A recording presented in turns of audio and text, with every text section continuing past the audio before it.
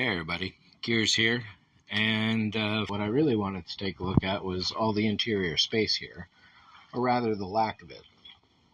So taking out the floor, there are styrofoam blocks here that go around the spare tire, which goes in the center there. My towing key down there, don't want to lose that. The speaker amplifier is back here. I'm going to have to create some kind of shelf for that.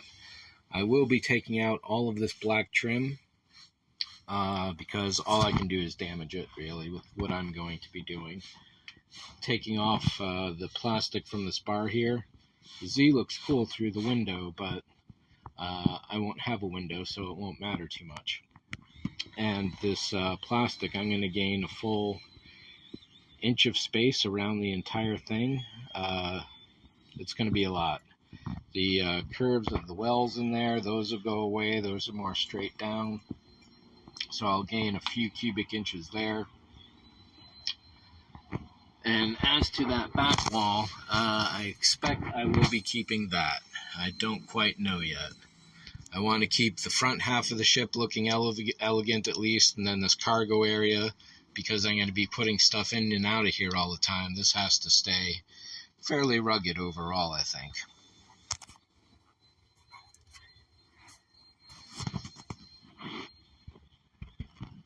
So to get rid of the spoiler, I had to pull this fascia off.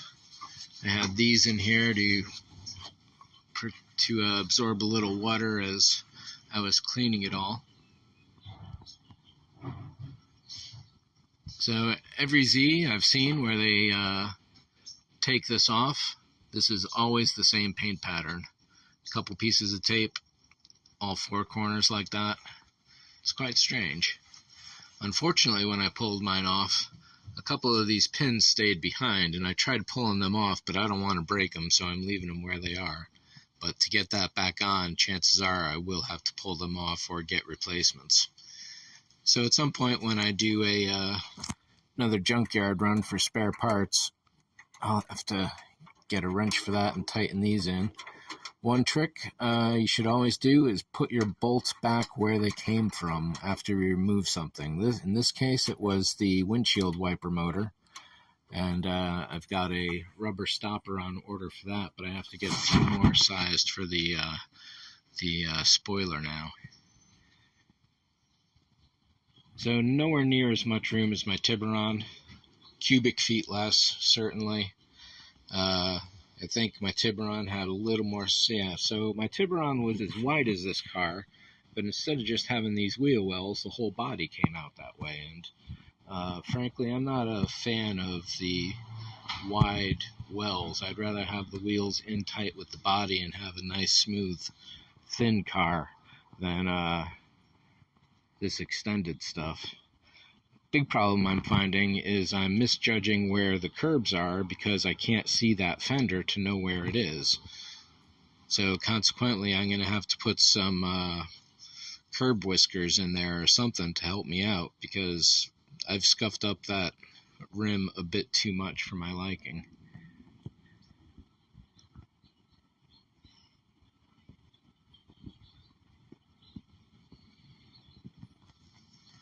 So yeah, she's getting there. Hopefully I'm just about done with all the mechanical problems, but I wouldn't be surprised if there's one or two more left. I'm just lucky that I am able to address them as I am right now and get it all done up front rather than having them hit me every few weeks or months over my course of ownership. So I think that was definitely a good idea, of doing all that extra labor up front.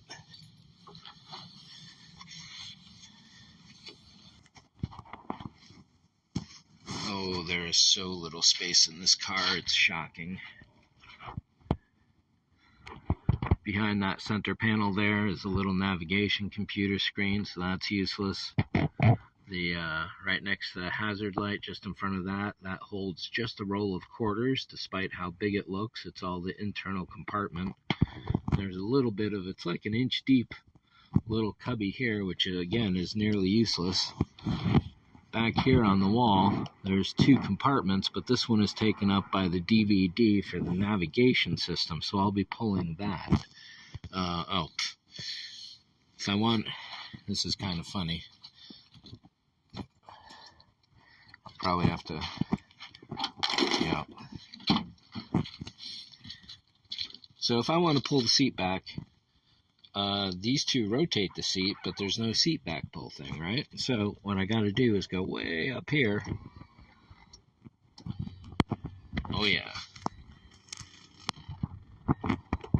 Now we're cooking. So I'm going to pull out this, it's probably an 8-inch woofer hiding behind there, I think. On all the European cars, this woofer is behind that seat because that's the driver's seat. And in that section there is another cubby hole. So I'm going to pull this out, replace it with a cubby hole that I got from the junkyard, pull out the DVD, replace that with another hatch there. These speakers will stay. I don't need the subwoofer at all. I'm fine with everything as it is. Oh, and that little hatch there, that is a little DC 12-volt cigarette lighter type of thing, but you can't use it for cigarette lighting. Oops, wrong way. What speed?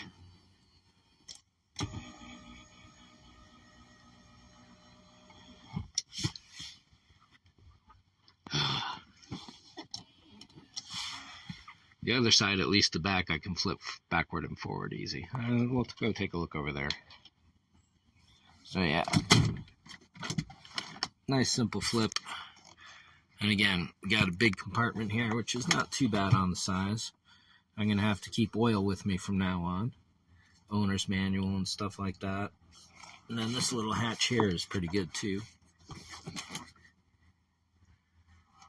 I could put a small book in there or something maybe.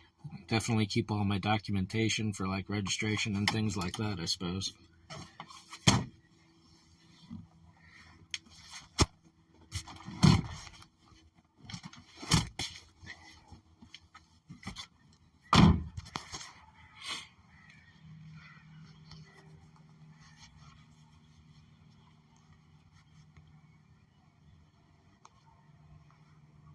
One of the tricks about this door is that you'd think that's the line right there, right? No. All that space there.